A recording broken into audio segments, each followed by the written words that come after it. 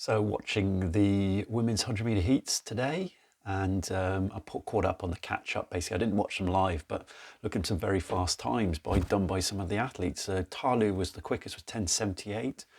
You've got, I think, Elaine Thompson, who's the Olympic champion, going 10:82. I had a certain couple of athletes, Del Pont doing a PB at 10:91. And Daryl Nater of Great Britain, I think she did a 10:99 or 10:98. It was something just below 11 seconds. So people doing PBs, people going very, very quickly. And some of them looking particularly good. Dean Ashsmith had already quite slow, looking good. Blessing Okabari, 11 seconds, 11:0 something, both of them did, looking quite relaxed. But some of these athletes are running very quickly, but they're running quickly when there's no competition. They're nice and relaxed. They know they're either the quickest in the race because the heats, to get through are obviously easier. So when the pressure starts to hit, when semi-finals start to come, that's when we're going to see whether these athletes will be going quicker than this.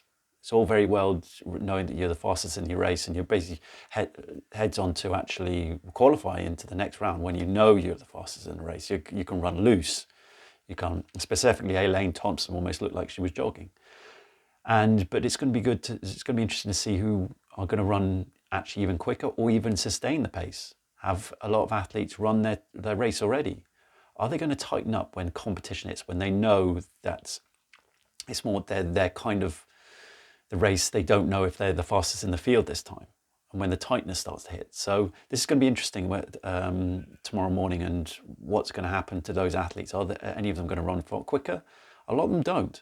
We see heats when a lot of the athletes sometimes in outcome championships run really quickly. They don't repeat that in the later rounds. So this is going to be interesting. You got Elaine Thompson, who's the World Olympic champion. Got Shelly-Ann Fraser-Pryce, who always looks good. She performs on the top. She looked pretty good, and she performs when it matters.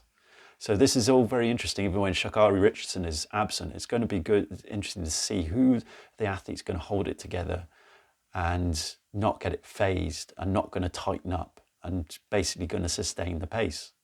So I'm looking forward to this one. I think the women's race is looking good. It's going to be a great competition, and looking forward to the next round. But I think to come to the semi-finals, this is when it's really going to be tense because they need to get through to the final, and it's going to be strict. But yeah, looking forward to this.